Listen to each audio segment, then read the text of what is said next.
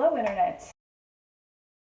I hope the lighting's okay. I'm trying this using the natural light thing that people do. And you know, normally it would work okay, but the sun just disappeared like the minute I pressed the little Bluetooth button to start this video. So cool. So a few months ago, I talked about questions that people ask me about living in both the US and the UK, and some of the funniest like real life questions I get. When I was back in the States for the holidays, I had this conversation with a friend while we were out for lunch one day. And we were just talking about that video and thought it would be really funny to talk about facts that I had gotten wrong, when really I didn't, but he was really proud that he got to correct me on that's not the point. And in that conversation, we had this kind of fun idea that I thought I'd actually do this week. And I thought I'd talk about the tiny, super inconsequential things that I just think are amazing. I really think you should know about the other country and what living in it is like. So these are just completely random, totally nonsensical things, but like I think it's really important to talk about. So same as last time, 5 for the US, 5 for the UK. You know how it goes. This is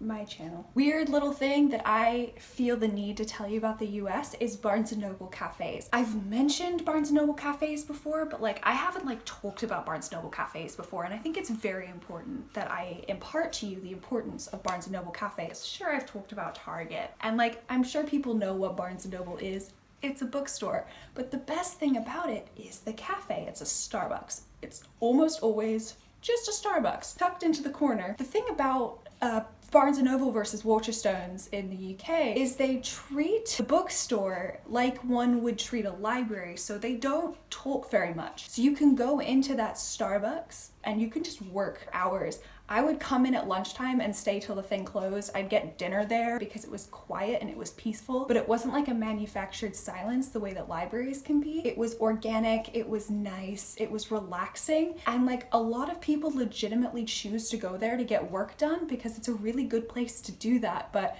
fun fact, at Waterstones in the UK, that's not how they treat Costas. They treat the Waterstones part of it like a bookshop, but then the second you cross the threshold into the cafe, it becomes just a Costa cafe.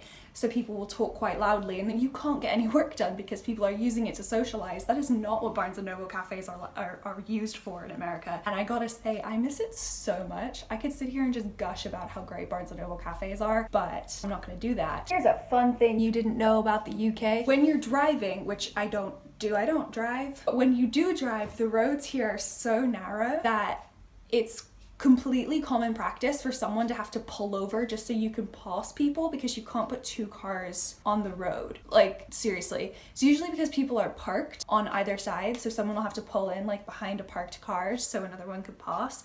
But that's like a totally normal occurrence here. So imagine riding the bus, right? And the bus will start jerking like this because they have to like creep around a corner without hitting any cars, and it's terrifying and it makes me super sick, and like I don't like riding the buses, I will be honest, but they're super useful. So public transportation. back to the US. So one of the things About the US that I really want people to know is that we don't say you're welcome very often, especially people from the Midwest. I actually found out recently that people have felt offended by the way Americans say you're welcome, because we'll say things like no problem or just yup. Like I actively say yup to people when they say thank you, and I'll say, oh, yep. And it comes from, so when we say no problem, we're not implying it would have being a problem. It's like just so socially ingrained. That's just the response to thank you. I forgot where I just was. Yeah, words. My hair is still wet from my shower. I'm kind of a mess today. I cut my finger chopping peppers yesterday, and I legitimately don't remember doing it, but it's like the only time I could have possibly done it. And I just keep forgetting it's there and go, why is there a cut on my finger? Cooking, that's why. And then when we say yup, people apparently think that like we believe that we deserve your thank you, so when you say thank you, we're like, yep, we know. Which is like not the case. I theorized with a friend of mine that it actually comes from like people previously saying, oh yeah, no problem, because that's just something Americans do. And I learned that that's considered kind of offensive here, and I feel really bad about that because it's just so socially ingrained, but that's not what we mean. Americans aren't We're not like that. Also, okay, US, we need to talk about the UK's usage of contactless payments, which is amazing. I think some places in the US are starting to introduce this the way that they recently introduced chip and pin. But fun fact for UK people, in the US, they still slide their cards and do signatures. Like that's still how most payments are made. But contactless payments, I don't know if it is in like New York or LA or whatever, but it's not in the Midwest. If it's under £30, all you need to do is just touch your card to the pad and it just pays. Like I know that there's the concept of tapping your card in the States, but it doesn't, no one really uses it. But this is like a common thing. You just touch it and it's like Apple Pay, but with your card. I've gotten used to it. I've seen people use it. Contactless is how you pay, is how you can pay for like public transport now.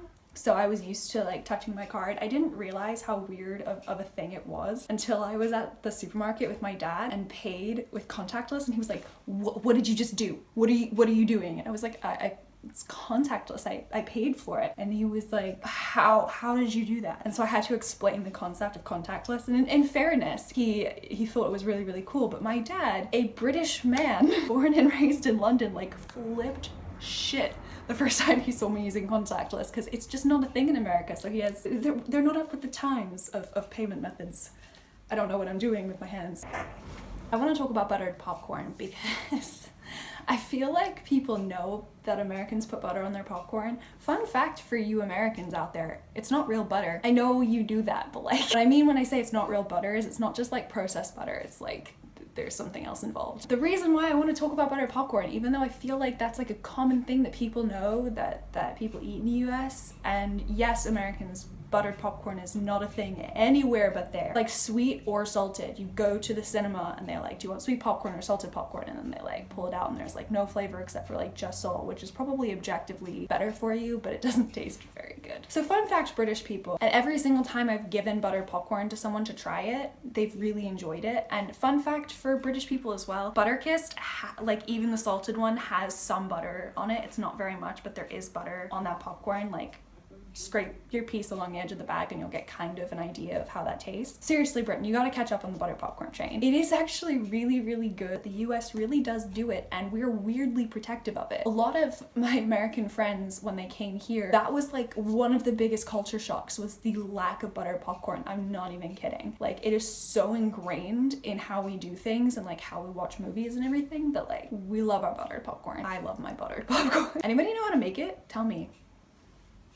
The next thing I want to talk about, a little thing you didn't know about the UK, you might have known this one, this one's kind of well known, is plastic bags. You have to buy them here. They're 5p. But if you go to the supermarket, they don't give you bags. You have to pay for them. In the States, they still just give you plastic bags or paper if you ask for it. You have to pay for your bags here. It's supposed to, obviously, encourage people to bring their own bags, but it's not just the supermarket. You have to buy your own bags at H&M, Forever 21. You have to pay for your bags. So Americans, if you're visiting the UK, either bring a big like purse bag thing or expect to pay for your bags. I feel like this is a stereotype already, but I just need to talk about how true the stereotype is.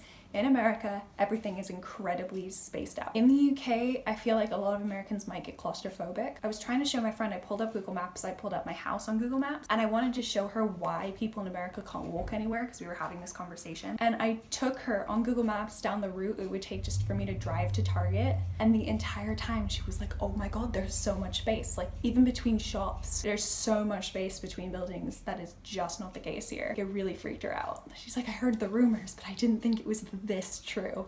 It is, it's that true. Rain is different here. There's always a joke in my family that in Florida, it always rained at 4 o'clock. Would last like half an hour and would stop. But it always, like clockwork, 4 p.m. And it was really heavy rain. Sometimes there were storms. It rarely storms here and it rarely rains a lot. If I were to walk out of my house, I would barely feel it raining, which is definitely what happened when I left my house today. I like felt something on my forehead and I was like, did my house just drip on me? And then I saw like there were drops on my phone and went, huh, whoops. So the rain it's lighter here. It doesn't like fall the way it does. You'll still get like soaked, but you won't necessarily feel it soaking you until it's already done it. It's like the weirdest thing. I didn't notice it until my cousin actually pointed it out, because obviously like if you were like going to the US, like you would really notice the rain. It would probably like hurt. If I'm hearing what sounds like rain to me, 99% of the time it's just wind. Only one time has it ever been actual rain. It's really windy here because I live right by the sea. It just doesn't rain, which is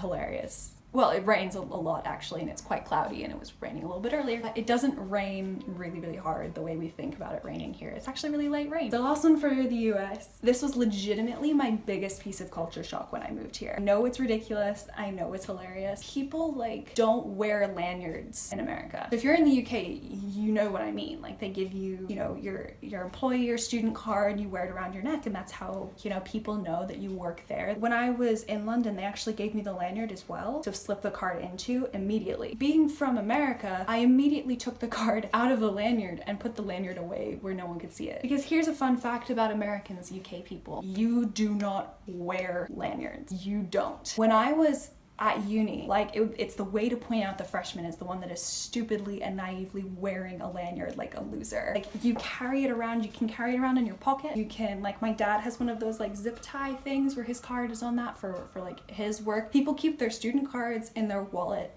That's where mine is. You don't wear it. So when I came here, and my first thought was to throw the lanyard off to the side, and then I would get on the train and everyone's wearing it. That was like a real shock to me, because in America that was a huge no-no. Now it might not be the case in some place like New York where it might be safer to wear something like that around your neck. I legitimately don't know, but where I was living in Ohio, that was not cool. And I remember asking my cousin about it, and I was like, is this a thing? And he was like, yeah. And he couldn't understand why I was asking, but I used to use my lanyard, my OSU lanyard, to find my keys. I would reach in, I'd feel around for the lanyard string, and then pull it out. That is how I would find my keys. Like that's what it was used for. I wore it one time and I was super self-conscious about it. All right, US, we have to talk about the weird things that the UK celebrates. Now I'm not trying to talk about holidays and stuff. I actually have heard people say really condescending things about like British holidays. Oh, it's so cute that they celebrate bonfire night. Like, ha ha ha. No, I mean like commemorations of events. Next year is the 400th anniversary of the Mayflower voyage. It's a really big deal in America. In America, we see it as like the start America. Those were like the first pilgrims. It's like a really big deal here too, like a weirdly big deal. And it always makes me laugh. Like I live in Plymouth, which if you recognize the name. So Plymouth Rock is like a big tourist attraction. We have the Plymouth Steps. So like you can go visit the place where the Mayflower landed. There's a tourist attraction for where the Mayflower took off. In a historical commemoration sort of thing, you can think about like, yeah, that makes a lot of sense. But at the same time, you're thinking, wait, why are they celebrating people fleeing the country to go to another country?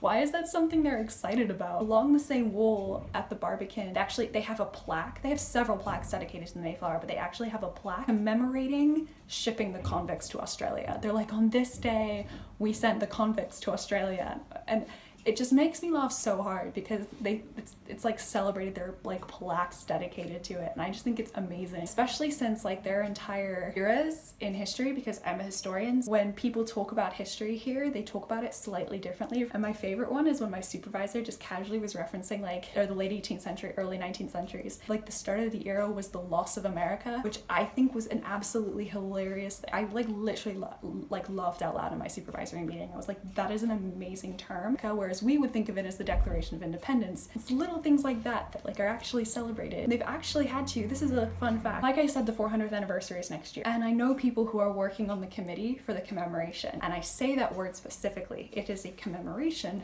not a celebration. They had to change how they worded it, and there were people who were getting really mad. They're like, why are you calling it why can't we call it a celebration? And then people were like, well, you know, because genocide. People were like, well, that's just ridiculous. Like, we're celebrating this. And they're like, well, commemoration still means that we're holding this date as of high importance, but we need to be careful because, you know, genocide. That is an actual debate going on right now. Those are 10 little things about living in the US or the UK that I just felt were like really funny and like just really needed to be imparted to people, because like, what? A shout out to Jared for the conversation about this, because it did it.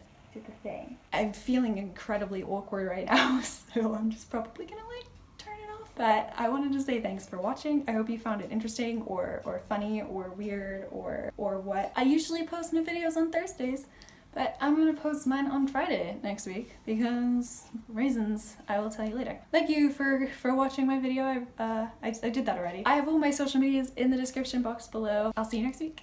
Bye.